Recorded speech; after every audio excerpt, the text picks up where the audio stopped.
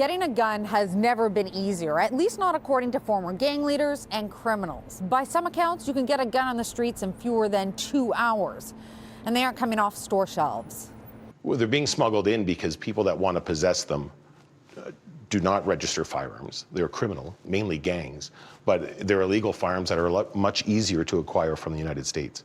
Inspector Joe Matthews heads up Toronto Police's Guns and Gangs unit. And in 2020, approximately 85% of all handguns they seized were traced back to the States. They come in many different ways. Transport truck, by plane, private citizens in their vehicles can smuggle guns into the country. It's as much as you can imagine, that's the way that they can come in. So what's the market like for illegal guns? It's a huge market. We were good at keeping enemies out of our neighborhood. Marcel Wilson knows this well. He runs the One by One movement, a think tank aimed at curbing extreme violence.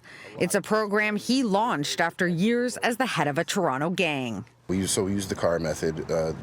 It can be as ruthless as a family being kidnapped and forcing a mule to come across the borders, where if they're unsuccessful or if they give up the information, their family will be harmed.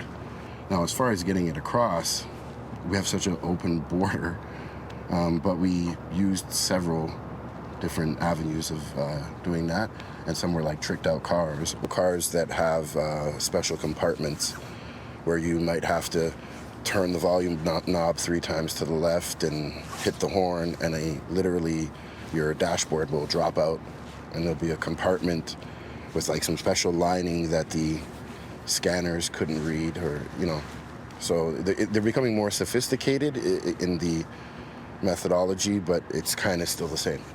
I can tell you that 5 of our top source states for crime guns into Ontario all intersect Interstate 75.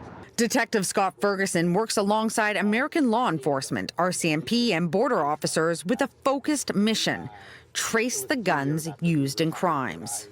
So let's keep in mind that if you buy a brand new gun in Florida at a gun show for $199, you can get over $5,000 for it today. So they're so small, the guns, that if you purchase 10 or 20 of those guns, you're making a massive amount of money if you can get them into this province, into our country. Which is perhaps why Canadian border officers seized 753 firearms at all entry points into Canada last year. A drop in the bucket when you consider that in 2019, police seized 680 guns off the streets of Toronto alone. Most of those came from the States. I would say that the CBSA is almost 100% successful when they do stop the vehicle of someone that's targeted as a gun smuggler. They're almost 100%. But there's so much vehicle traffic and truck traffic crossing the border that it would be impossible to search every car. It's impossible to do that. Tomorrow we look at what is and isn't working in Canada's gunfight.